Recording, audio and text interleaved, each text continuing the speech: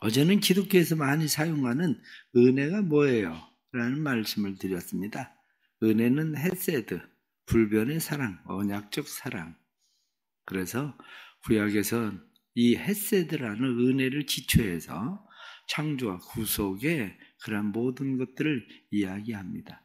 또 하나는 헨이라는 말입니다. 높은 사람이 낮은 사람에게 베푸는 과분한 호의를 은혜, 그렇게 이야기합니다. 신약에서는 카리스라고 말하죠. 신약에서 말하는 카리스는 여러 다양하게 호의, 아름다움, 미덕, 감사, 친절 이러한 모든 여러 가지 말들로 사용됩니다. 구약에서는 은혜라고 말할 때에 은혜는 하나님의 선의와 사랑으로 우리가 이야기합니다. 그러나 신약에서 은혜를 말할 땐 은혜는 구원과 거의 같은 말로 사용됩니다. 그래서 우리는 은혜, 그러면 구원과 거의 동의어로 우리가 구원받았다. 그게 우리가 은혜 받았다. 은혜 입었다. 이렇게 말할 수 있는 그러한 것들입니다. 은혜에 대해서 말씀을 드릴 때에 하나님의 은혜, 독생자 예수 그리스도를 보내주시는 우리를 찾아오시는 하나님의 은혜, 예수 그리스도의 은혜, 우리를 위해서 십자가에 죽으시는 우리를 죄속하신, 대속하시는 그 은혜, 성령님의 은혜, 그래서 우리로 하여금 예수를 믿을 수 있도록 감동시키는 은혜, 이런 말씀을 드렸죠. 그러한 은혜가 바로 우리에게 특별한 은혜라고 말씀을 하면서 성경과 예배와 성찬은 하나님께서 우리에게 주시는 특별한 은혜다. 일반적인 은혜는 우리의 삶에 일상적으로 내가 어떤 의지나 노력을 하지 않고도 우리의 삶에 이루어지는 것을 은혜라고 말합니다. 이 공기도 은혜고 우리가 숨을 쉬는 것도 은혜고 심장이 뛰는 것도 은혜고 모든 것이 사실은 은혜에 기초하기 때문에 우리가 살아가는 모든 일들이 하나님의 은혜다. 이렇게 이야기할 수밖에 없는 것이 내가 의식적으로 숨을 쉬어야 숨이 쉬어진다면 의식적으로 심장을 뛰게 해야 된다고 생각을 한다면 다른 일을 어떻게 할 수 있겠습니까? 아무것도 할 수 없기 때문에 우리는 살아가는 삶 자체가 바로 하나님의 은혜다.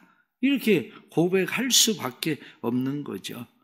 그래서 우리가 이 은혜를 입고 살아가는 사람들은 감히 하나님 앞에 이 은혜를 입고 살아갈 자격이 없는 사람들이 은혜를 입었으니 하나님 앞에 감사하며 사는 거고, 이왕 은혜를 입고 살아가는 사람들이 하나님의 더 큰 은혜를 사모하는 것이 나쁘지 않습니다.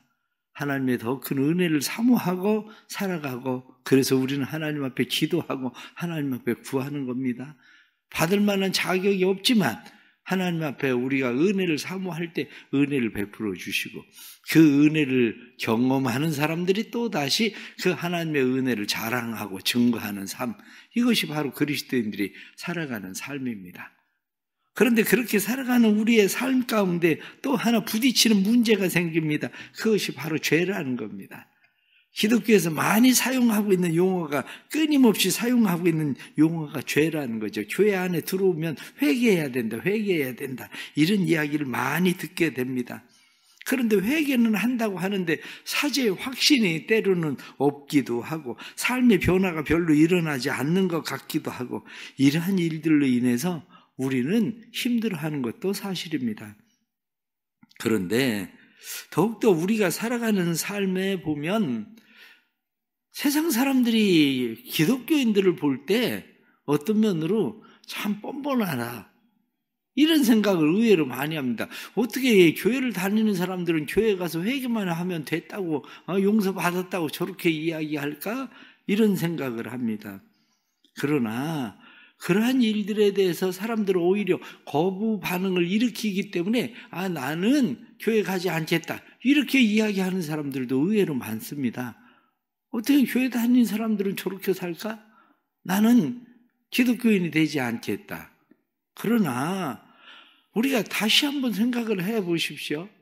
우리가 대기업의 손자녀들이 문제를 일으키는 사람들이 의외로 많습니다. 대기업의 손자녀들이 문제를 일으켜서 손가락질을 받고 사회 지탄거리가 되고, 이러한 일들을 할 때에 사람들은 왜 그들에게 그렇게 손가락질을 하고 지탄의 대상으로 삼을까요? 그 안에는 깔려있는 게 있습니다. 부러움이에요. 부러움이 깔려 있어요. 왜? 그들은 저렇게 하고도 또 다시 아무 일도 없이 살아가는 그 자체가 부러운 거예요. 솔직하게 얘기하면. 야, 저렇게 하고 어떻게 저 사람들은 죗값을 저렇게 쉽게 치르고 또 저렇게 살 수 있을까? 어쩌면 그게 부러움의 대상이기도 합니다. 잘못된 것을 인정하지 않겠다는 게 아니라 그 안에 깔려있는 것이 사람들 속에, 그럼 여러분들이 왜 부자가 되고 싶은 건데요?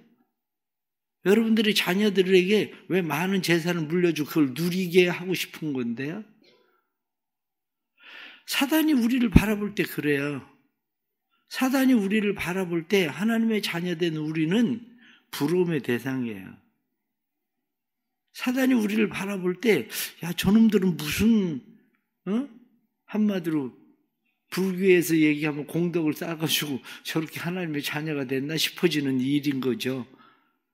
어떻게 예수 믿는 사람들은 교회 가서 하나님 앞에 자기의 죄를 회개한다고 잘못했다고 이야기하면 저 사람들은 용서받았다고 저렇게 또 막 살 수 있을까? 그러니까 끊임없이 사단은 그리스도인들을 참소해요.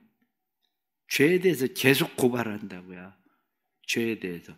우리로 하여금 착하게 살아라 그러게 하기 위해서 죄에 대해서 고발하는 게 아니고, 사단은 우리로 하여금 더 이상 그 모든 것을 누리지 못하게 하고 싶어서 우리에게 그렇게 하고 있다는 사실입니다. 사람들은 그것을 알지 못하니까 늘 여전히 그리스도인임에도 불구하고 죄책감에 사로잡혀서 죄책감에 시달려서 살고 있는 사람들이 의외로 많은 거죠. 죄에 대해서 우리가 생각을 하면 성경은 죄에 대해서 사용하고 있는 용어에 대해서 우선 이해를 해야 됩니다. 죄에 대해서 가장 많이 사용하고 있는 말은 하말티아라는 말입니다.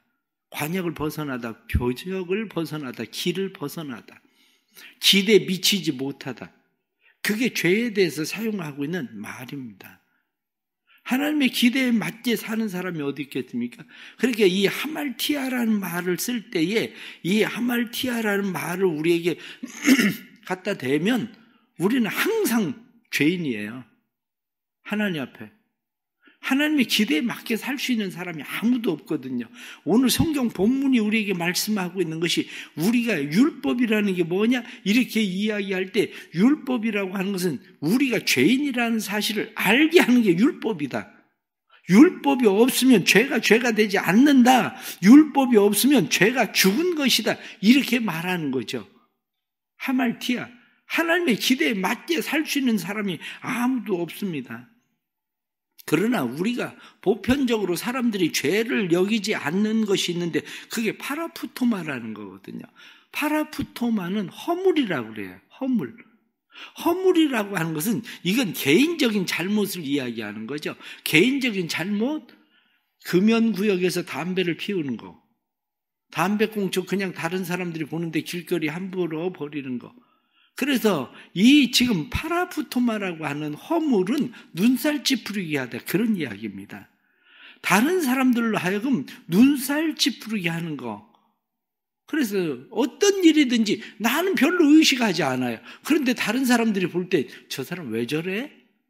먹고 살만한 사람이, 아니면 교양도 있는 사람이, 배운 사람이 저 사람 왜 저래? 눈살 찌푸리게 하는 것 자체가 파라푸토마라고 하는 죄예요. 그래서 성경은 죄와 허물, 그래서 우리를 살리셨다, 이렇게 얘기하거든요. 또 다른 하나는 파라바시스라고 이야기하는 겁니다. 그건 범하는 겁니다. 선 넘어가지 마, 이렇게 정확하게 돼 있는 범법, 죄를 짓는 거. 오늘 성경에 나타난 이 말씀들 속에서 우리에게 일어나고 있는 죄들이 뭐냐? 많은 죄들은 범법입니다. 범법. 그런데 오늘 말씀에 더 중요하게 의미하고 있는 죄의 의미가 있습니다. 그것은 불법이라고 해요. 아노미아. 불법은 뭐냐? 불법은 하나님께서 명령하신 명령에 대해서 반대하고 반항하고 거역하는 태도, 반역이죠. 반역, 배반, 무시. 그것은 어떤 면으로 이야기하면 단지 선을 넘어가고 범법하는 게 아니라 돌멩이를 집어 던지는 거예요. 거기에다가 율법에다가 돌멩이를 집어 던지는 행위. 이것을 보고 우리는 이게 죄의 본질이라고 얘기하는 겁니다. 우리 안에 죄의 본질이라고 하는 게 뭡니까? 죄의 본질을 이야기할 때 우리는 디모데전서 1장 9절부터 10절 말씀을 보면 알 것은 이것이니 율법은 옳은 사람을 위하여 세운 것이 아니요 오직 불법한 자, 복종하지 아니하는 자, 그렇게 되어 있습니다. 불법, 이게 뭐냐면 아노미아라는 거예요. 하나님 앞에 불법한, 반항하고 배반하고 하나님 앞에 거역하는 것. 그런데 복종하지 아니하는 자, 경건하지 아니한 자, 죄인과 거룩하지 아니한 자와 망령된 자와 아버지를 죽이는 자와 어머니를 죽이는 자와 살인하는 자며 음행하는 자와 남색하는 자와 인신매매를 하는 자와 거짓말하는 자와 거짓 맹세하는 자와 기타 바른 교훈을 거스르는 자를 위함이니, 이렇게 말씀을 통틀어서 이게 다 죄다.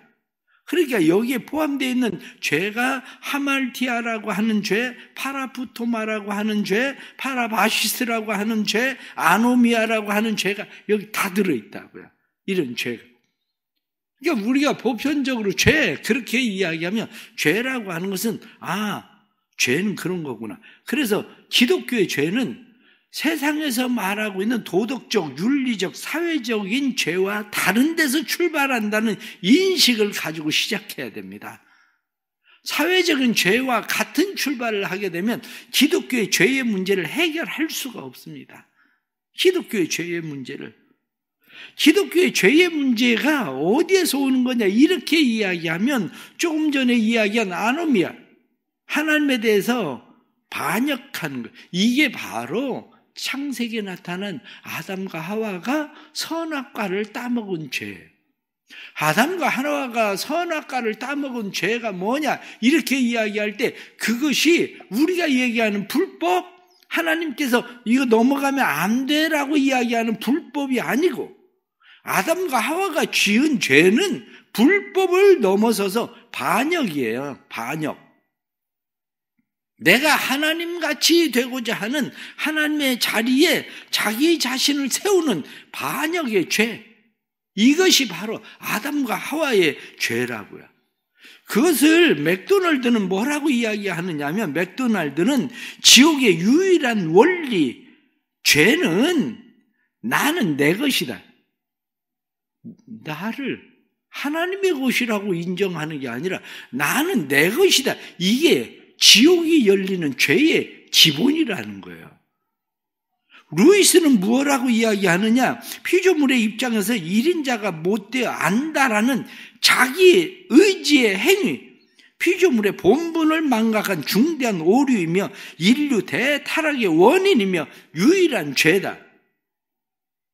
피조물인 내가 피조물이라는 사실을 망각하고 스스로 생각하기를 내가 신이 돼야 되겠다 생각하는, 그게 바로 유일한 죄고 타락의 원인이고 그게 죄의 원흉이다, 핵심이다, 이렇게 이야기하죠.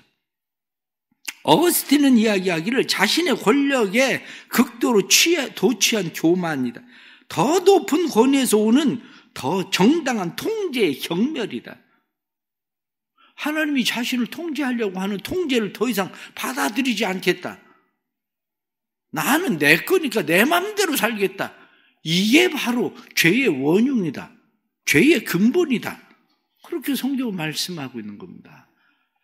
그러니까 그리스도인들이 죄에 대해서 생각을 할 때 우리는 죄에 대해서 주로 무슨 생각을 많이 하게 되느냐면, 우리의 죄를 무슨 세상에서 무슨 잘못을 지은 죄, 이것을 이야기하지만 우리 안에 깔려있는 하나님 없이 살겠다는 거, 하나님 대신 내가 무엇을 하겠다, 그런데 그게 안 된다고 지적하고 있는 게 뭐냐면 율법이라는 거야.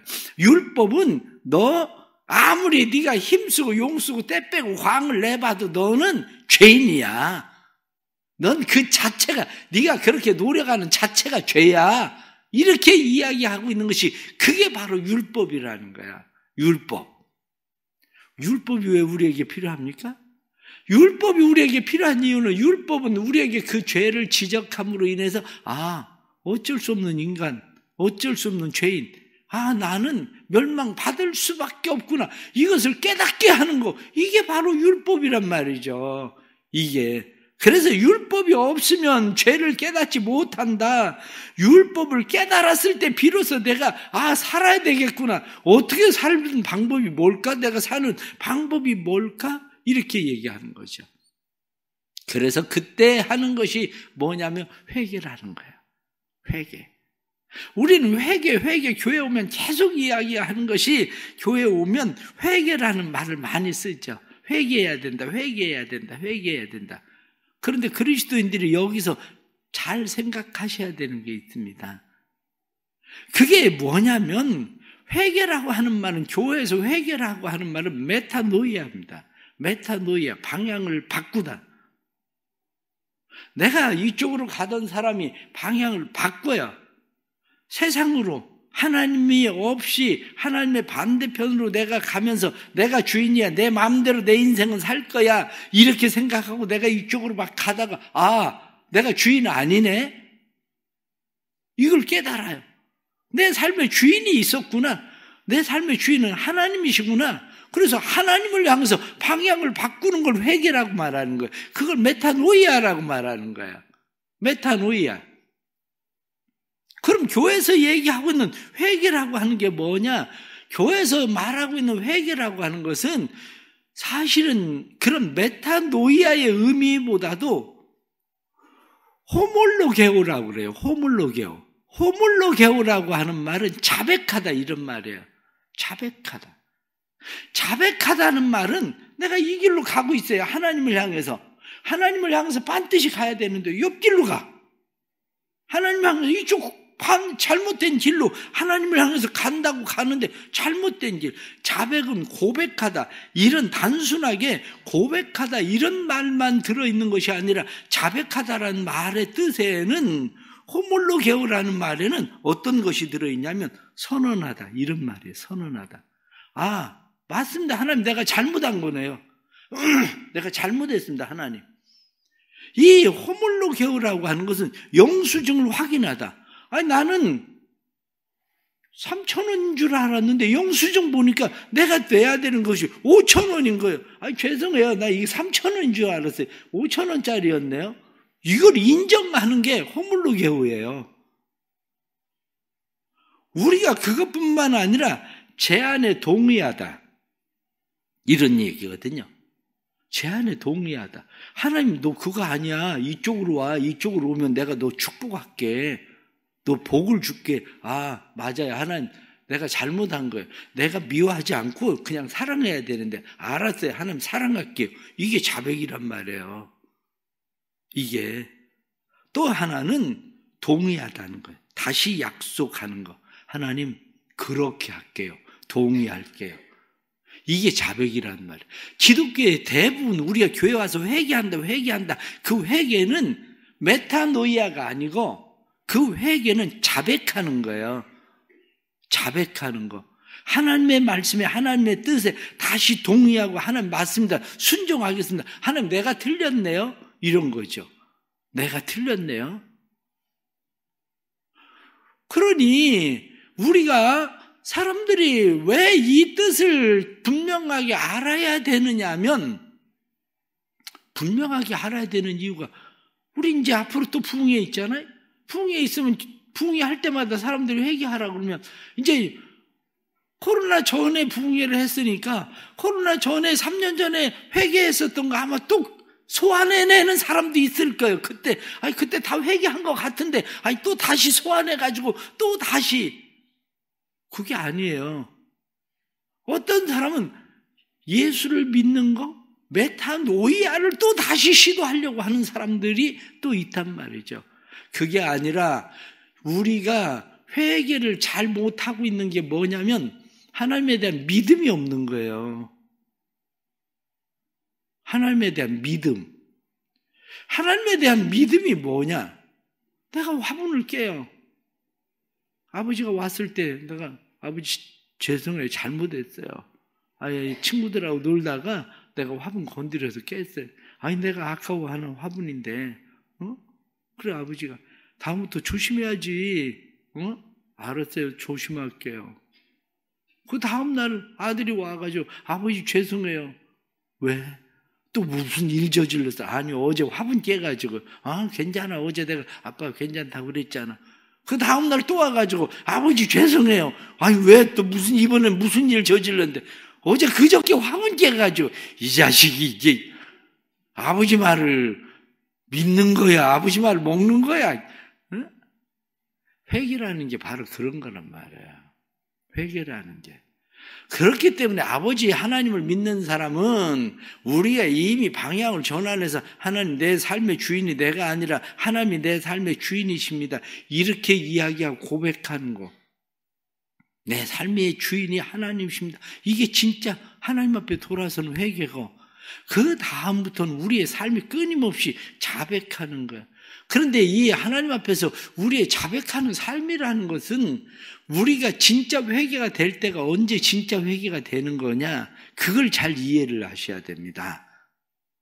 어느 날 아내 생일이 되어서 어떤 사람이 자기 아내에게 이야기합니다. 여보, 이번 생일에 당신한테 뭐 해줄까? 뭐 가지고 싶은데 말해봐. 그럼 내가 사줄게. 그러고 이야기합니다. 아내가 이야기하기를, 여보, 내 생일날 2시간만 시간 내줄 수 있어? 아니, 내줄 수 있지. 그러고 이야기합니다. 그래? 그러면 2시간만 시간 내줘. 그리고 말이야, 내가 2시간 동안 얘기하면 그냥 아무 말도 하지 말고 그냥 듣기만 해줘. 그리고 그랬어? 힘들었겠네. 그랬단 말이야? 그냥 그 말만 해줘. 딴소리 하면 안 돼. 절대 딴소리 하면 안 돼. 남편이 알았어. 그리고 이야기를 했습니다. 아내 생일이 되었을 때에 아내가 이야기하기 시작합니다. 여보, 그때 말이야, 당신이 그렇게 했는데, 그리고 얘기하기 시작. 아니, 그게 아닌데? 아니, 어떻게 그렇게 거꾸로 생각할 수가 있지? 이런 생각이 드는 거예요. 근데 내가 생각하기를, 그래, 내가 그때 약속했으니까, 그래? 아니, 당신은 그렇게 생각했단 말이야? 내가 당신이 그때 그렇게 해가지고 내가 잠을 못 잤는데 속이 갑자기 확 뒤집어. 아니, 그것 때문에 잠을 못 잤다고? 이게 무슨 말이 되는 거야? 그래도 또 참았어요. 그래? 아유, 힘들었겠네. 잠 못 자가지고. 그런데 2시간 동안 아내 이야기를 들으면서 점점 마음이, 이 사람이 지금까지 살아오면서 참 힘들었겠구나. 너무 마음이 아팠겠구나. 내가 아내를 너무 몰랐구나. 2시간 이야기를 듣고 나서 남편이 아내에게 무릎을 꿇고 이야기했습니다. 여보, 너무 미안해. 당신을 너무 몰랐어. 당신을 사랑해. 내가 이제 다시는 당신 마음 아프지 않게 할게. 마음 아프지 않게 노력할게. 이게 회개란 말이에요. 그게. 하나님의 마음을 알지 못하면 우리는 계속 내 마음대로 고집을 해요. 하나님, 내가 하나님 영광 위해서 내가 뭘 할게요. 남편은 그동안 살아온 것이 다 자식 위해서, 아내 위해서 한다고 자기는 한다고 한 건데 그게 자기의 아내의 마음을 그렇게 아프게 하는지 잠을 못 자게 하는지를 자기 몰랐었던 거예요. 우리가 회개한다는 게 바로 그런 거예요. 회개한다는 것은 하나님 마음을 몰랐어요. 하나님 마음 슬프게 해서 죄송해요. 저 때문에 하나님 마음 아프셨죠. 저 때문에 하나님 마음이 슬프셨죠. 하나님, 다시는 하나님 마음 아프지 않게 할게요. 이게 바로 우리가 이야기하고 있는 교회에서 자백이라는 의미예요. 하나님 동의합니다. 하나님의 뜻에 동의합니다. 하나님의 약속을 이제 믿습니다. 내가 그 길로 가겠습니다. 이게 바로 기독교적인 회개란 말이죠. 이게 우리 사랑하는 성도들에게 이런 은혜가 있기를 바랍니다. 그런데 우리 안에 끊임없이 일어나는 원흉이 있어요. 그 원흉이 뭐냐? 곧 탐심이에요. 오늘 성경 본문에 나타나는 말씀도 말씀하고 있는 게 뭡니까? 우리 안에 있는 것이 뭐냐? 탐내지 말라 하고 이야기하는데 내가 탐심을 알지 못하였으리라. 내가 율법을 몰랐으면 탐심이 뭔지를 몰랐을 거다. 탐심이 뭐냐? 탐심이 죄의 원흉. 탐심의 핵심은 뭐냐? 탐심의 핵심은 내가 하나님 되고자 하는 거예요. 내가 하나님 되고자 하는 거. 하나님 없어도 이제 내가 할 것 같아요. 내가 하나님 되고자 하는 거. 그러니까 우리의 마음 가운데 탐심이라고 하는 것이 결국 내 마음에 우리는 다른 것을 신으로 두는 것 같이 보여요. 돈, 명예, 권력, 사랑, 지식, 건강, 자녀 이런 것들을 우리는 우상처럼 세우지만 사실 그 우상으로 세우는 그 일의 핵심에 누가 있느냐? 내 안에 탐심이 있는 거예요. 성경은 곧 탐심은 우상숭배다. 그렇게 말하는 거예요. 우상숭배 원흉은 뭐냐? 본질적으로는 나를 그 가운데 세우는 거예요. 바꾸어서 이야기하면 하나님 대신에 대체하는 것을 우상이라고 하는데 하나님 대신에 세우는 것이 뭐냐? 그게 나은 거야. 나를 하나님 대신에 그 자리에 앉히는 거. 이게 우상이에요. 그게. 우리가 죄에 빠졌다 이렇게 이야기할 때 우리의 죄에 빠진 삶이라고 하는 것은 결국 나를 우상으로 세우는 겁니다. 내가 최고야. 이렇게 살아가는 일. 우리는 종종 생각을 합니다. 죄에 대해서 우상숭배에 대해서 이야기할 때 우상숭배를 우리가 제사를 드릴 이제 문상을 가서 거기서 절을 하는 게 옳으냐 아니냐 아니면 향품을 피우느냐 피우지 않느냐 그게 우상숭배냐 우상숭배가 아니냐 집에서 제사를 드릴 때 제사상을 차리는데 참여를 해야 되느냐 안 해야 되느냐 이 생각하거든요. 그러나 가만히 생각을 해보십시오. 거기에 핵심이 누가 있는지 핵심이 하나님이 있습니까? 아니면 자신이 있습니까? 과거에는 제사에 가면 향을 피우죠. 왜냐? 옛날에 참 상을 당하면 향을 피우는데 예전에는 향을 피우는 게 시신을 집에 뒀잖아요. 그럼 부패하면 냄새가 막 많이 납니다. 여름 같은 때는 특히 심하죠. 그렇기 때문에 냄새를 제거하기 위해서도 향을 많이 피울 수밖에 없었어요. 당시에. 그런데 향을 피우는 또 다른 하나의 의미는 우리는 제사를 드릴 때 성경에 나오는 제사를 드릴 때 하나님이 흠양하셨다. 연기, 냄새를 맡으신다. 그것처럼 우리가 향을 피우는 것이 귀신이 냄새를 맡는다고 생각하는 거거든요. 그래서 안 하는 거예요. 그게. 근데 요즘 사람들은 그런 의미, 그런 개념 전혀 없습니다. 요즘 장례식장 가서 향 피우는데 거기 뭐 냄새 나서 향을 피우는 겁니까? 그 사람들이 귀신 받으라고 그 향을 피우는 겁니까? 옛날에 관습에 의해서 사람들이 하고 있는 거죠. 그런데 관습에 의해서 하고 있는 그 자체가 모르고 하고 있는 게 그게 바로 그게 우상이에요. 어리석은 우상이에요. 그게. 그러게 더 중요한 것은 뭐냐? 내가 하나님 자리를 대체하는 게 우상이에요. 핵심은 내가 이 가족들을 보면서 나를 위해서 하나님을 위해서 생각할 때 나를 위해서 여기 그냥 가족들 앞에 그냥 절이라도 해야지 나를 위해서 하는 거? 그게 우상이야. 그게 그냥 다른 사람들 다 향 피우는데 그냥 폼이라도 나게 그냥 향이라도 피워야 돼? 그게 우상이요. 그게 나를 위한 거. 그게 핵심은 바로 나야. 죄의 원흉은 나를 하나님으로 대체하려는 것. 그래서 오늘 나타나는 이런 말씀들을 보면서 우리가 생각해야 되는 것은 성경은 우리에게 분명하게 말합니다. 죄가 기회를 5 계명으로 말미암아 나를 속여 그것으로 나를 죽였는지라. 나를 죽입니다.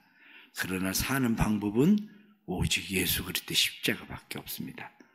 예수 그리스도의 십자가가 우리의 죄와 허물을 사하셨다. 죄와 허물로 죽었던 우리를 살리셨다. 에베소서 2장 1절에 나타난 말씀처럼 죄와 허물로 죽은 우리를 살리시는 예수 그리스도, 그분을 믿고 죄에서 자유하고 우리가 하나님의 마음을 슬프게 하는 자가 아니라 하나님의 마음을 기쁘게 하기 위해서 살아야 되겠다. 이런 믿음을 가지고 살아갈 수 있게 되기를 바랍니다. 기도합시다. 하나님 아버지 감사합니다. 우리 인간의 현 주소는 죄의 법에 사로잡혀 있는 자들이라는 것입니다. 그러나 죄의 법에 사로잡혀 있는 우리를 죄와 허물에서 우리를 살리셨도다 말씀하신 대로 죄와 허물에서 우리를 이제 살리셨으니 우리가 살아가는 삶이 오직 하나님을 기쁘시게 하기 위하여 사는 삶이 될 수 있도록 도와주옵소서. 죄의 원흉은 바로 나 자신입니다. 하나님을 배반하고 반역하고 내가 하나님이 되려고 하는 그 탐심, 그것이 곧 우상 숭배고 그것이 죄의 원흉이며 그것이 하나님을 반역하는 악한 죄라는 사실을 깨닫게 해주시고 저희들이 끊임없이 우리 안에서 그런 마음이 일어날 때에 하나님, 오직 하나님만이 나의 주인이시며 나의 참 주님이십니다. 고백하며 살아갈 수 있도록 은혜를 베풀어 주옵소서.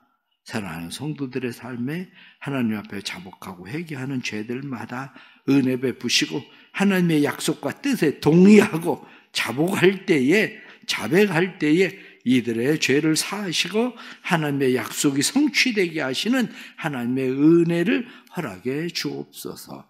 사랑하는 교회가 특별 새벽 기도를 통해서 이번 새벽이 또 우리의 삶의 특별한 새벽이 될 수 있도록 은혜 베풀어 주시고 은혜 받을 만한 자격 없지만 오늘 하루도 우리의 삶에 믿음으로 기도하는 일들 주께서 이루시고 성취하셔서 건강이 연약한 사람들에게 건강을 주시고 태의 문이 닫힌 사람에게 태의 문을 열어주시고 삶의 직장의 문을 열기 원하는 사람들 직장의 문을 열어주시고 결혼의 문 열려져야 될 사람들 결혼의 문이 열리게 하시고 하나님 사랑하는 성도들이 마음에 우상이 아니라 하나님의 은혜를 사모함으로 기도하는 기도들이 이루어지고 그 이루어짐으로 인해서 하나님의 은혜에 감사하고 하나님을 자랑하고 하나님을 증거할 수 있는 삶이 되도록 도와주옵소서. 새벽에 나와 하나님 앞에 감사하며 예물을 드립니다. 김수지, 김종희 집사님, 이영희 권사님 하나님 앞에 감사하며 예물을 드립니다. 1000번째로 김영희 권사님 그리고 또한 김종희 집사님 예물 드립니다. 믿음으로 드리는 손길들 기억하시고 이들의 삶에 하나님 동의합니다. 순종합니다. 하고 하나님 앞에 다시 자백하고 오늘 이 새벽에 드려지는 기도가 상달되어지는 기도 되게 해주시고 열매되는 놀라운 축복이 삶에 있게 하여 주옵소서. 지금은 우리 주 예수 그리스도의 은혜와 아버지 하나님의 크신 사랑과 성령의 감화 감동 교통하시며 충만하심이 사랑하는 모든 성도들의 삶에 하나님의 주시는 은혜와 복으로 넘치게 하시기를 간절히 축원하옵나이다. 아멘.